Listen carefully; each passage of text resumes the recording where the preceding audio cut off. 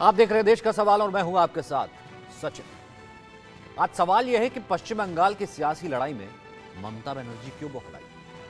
सवाल इसलिए क्योंकि एक और ममता बनर्जी ने कोलकाता हाईकोर्ट के फैसले को मानने से इनकार कर दिया और साफ कह दिया है कि बंगाल में ओबीसी कोटे के अंदर मुस्लिमों को आरक्षण मिलता रहेगा। दूसरी तरफ उन्होंने रामकृष्ण मिशन के संतों पर सवाल खड़े कर दिए कि दिल्ली से निर्देश आया है कि बीजेपी के प्रभाव में है, राजनीतिक दखल का आरोप लगा दिया, जबकि उनकी तरफ से कहा गया कि हम किसी पार्टी के एफिलिएशन में नहीं है। जिसके बाद संत समाज और बीजेपी ने ममता के खिलाफ मोर्चा खोल दिया और उनके लिए मुश्किल तब और बढ़ गई जब छठे चरण की वोटिंग से पहले पश्चिम बंगाल के नंदीग्राम में बीजेपी की महिला कार्यकर्ता की धारदार हथियार से हत्या कर दी गई। हत्या का आरोप लगा टीएमसी पर। हालांकि हत्या किसने की इसकी जांच चल रही है, लेकिन सवाल बड़ा यह है कि चुनाव आते ही पश्चिम बंगाल में खून खराबा क्यों शुरू हो जाता है और इस साजिश के पीछे कौन है। आज हम बात करेंगे क्योंकि बहुत अहम सवाल है। अब तक आंकड़े अगर हम देखें 34,000 लोग कुल मिलाकर के 1960 से लेकर अब तक राजनीतिक हिंसा में जान गंवा चुके हैं। एक बड़ा पैनल हमारे साथ मौजूद है, लेकिन उससे पहले ये रिपोर्ट।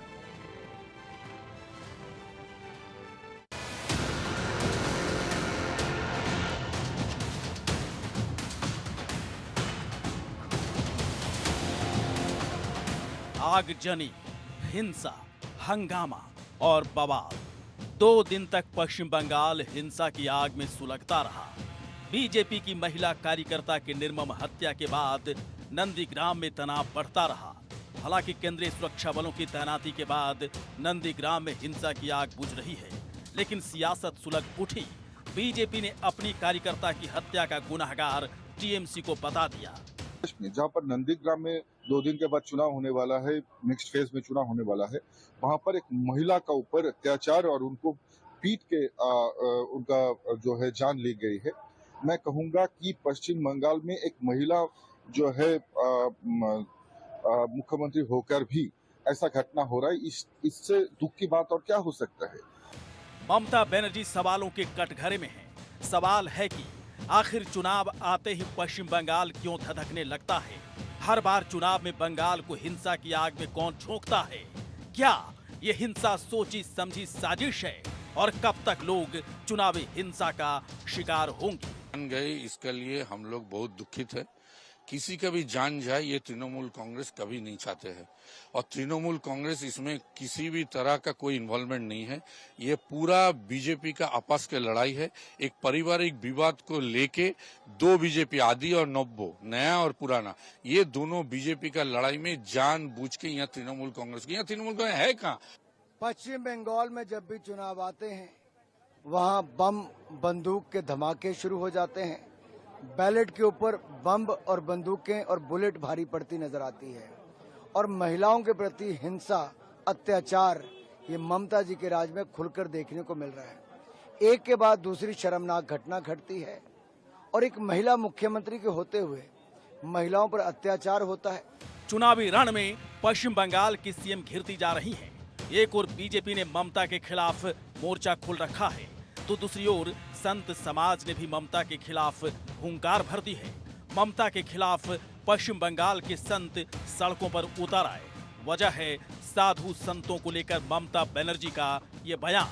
आसानसोले একটা রামকৃষ্ণ মিশন আছে, আমি রামকৃষ্ণ মিশনকে কি হেল্প করিনি? সিপিএম যখন খাবার বন্ধ করে দিয়েছিল, আপনাদের অস্তিত্ব নিয়ে, স্বাধিকার নিয়ে, তখন কিন্তু আমি পুরো সমর্থন দিয়েছিলাম। মা বোনেরা আসতো, দিল্লি থেকে নির্দেশ আসে, বলে বিজেপিকে ভোট দেওয়ার জন্য বলো। কেন করবে সাধু সন্তরা এই কাজ? কিন্তু রামকৃষ্ণ মিশনকে সবাই সম্মান করে, শ্রদ্ধা করে, তাদেরকে আমি ভালোবাসতে পারি, আমি দীক্ষা নিতে পারি, কিন্তু রামকৃষ্ণ মিশন ভোট দেয় না কোনোদিনও, এটা আমি জানি। তার আমি অন্যকে কেন ভোট দিতে বলবো? अब सवाल है कि ममता बनर्जी आखिर संतों पर सवाल क्यों उठा रही हैं? क्या वो हार के डर से बौखला गई हैं? और क्या ये हार का डर ही है जो वो सनातन आस्था पर चोट करने लगी। एक संत को राजनीतिक पार्टी से जोड़ने लगी।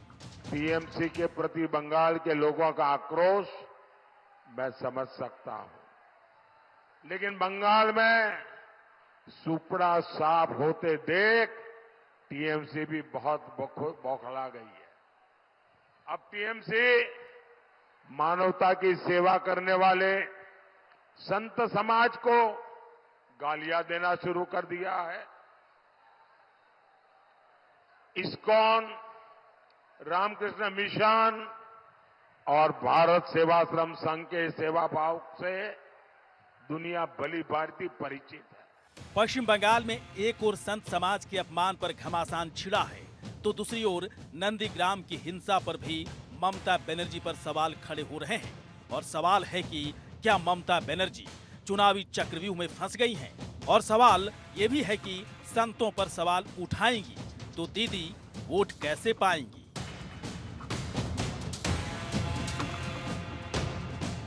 Bureau report, India news.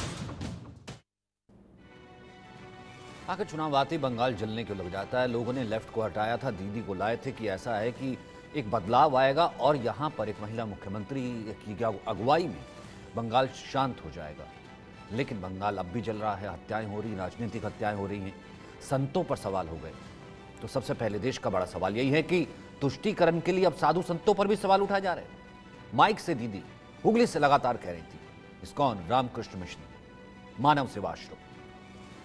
दूसरा सवाल, क्या ममता बनर्जी को हार का डर सता रहा है? क्योंकि बीजेपी लगातार ये कह रही, पीएम लगातार ये कह रहे हैं कि सुपड़ा साफ होने वाला है, इसलिए वो संतों पर प्रहार कर रही हैं। तीसरा, चुनाव आते ही पश्चिम बंगाल में खून खराबा क्यों शुरू हो जाता है, राजनीतिक हिंसा क्यों शुरू हो जाती है? और नंदीग्राम में जिस कार्यकर्ता की गला रेत करके हत्या कर दी गई बीजेपी की, उसके पीछे आखिरकार कौन है? हमारे साथ एक बड़ा पैनल मौजूद है। हमारे साथ माधवी अग्रवाल है बीजेपी से, अजय वर्मा है हमारे साथ कांग्रेस से, हमारे साथ मानव जायसवाल जुड़ेंगे जो कि टीएमसी से हैं, विपिन शर्मा इस वक्त हमारे साथ हैं, राजनीतिक विश्लेषक, राज बिहारी जी हमारे साथ वरिष्ठ पत्रकार जुड़ेंगे, अभिषेक बनर्जी राजनीतिक विश्लेषक भी हमारे साथ मौजूद हैं। माधवी, मैं सबसे पहले आपसे शुरू करता हूं। मतलब कम से कम संतों को बख्श देते, आज वो सड़क पर हैं, रैली निकाल रहे हैं। जिस दिन कहा दीदी ने कि रामकृष्ण मिशन और मानव सेवा आश्रम, अगले ही दिन जलपाईगुड़ी में उनके आश्रम में जो है कर्मचारियों को धमकाया गया, कहा गया कि भैया आपको दिल्ली से निर्देश मिले। उसके बाद संत स्वाभिमान रैली, बार बार संत कह रहे हैं कि भैया हम किसी पार्टी से नहीं हैं। बीजेपी की महिला कार्यकर्ता की मौत हो जाती है, लेकिन लॉ एंड ऑर्डर कहाँ है? कहीं दिखता नहीं है। तो बंगाल में आखिरकार राजनीतिक हिंसा कब थमेगी? माधवी अग्रवाल। देखिए, पश्चिम बंगाल में अराजकता की पराकाष्ठा हो गई है और राजनीतिक हिंसा का जो इतिहास यहाँ पर रहा है वो धीरे धीरे बढ़ता जा रहा है। मतलब जो सीपीएम के काल से हुआ, कम्युनिस्ट का जो एक तरीका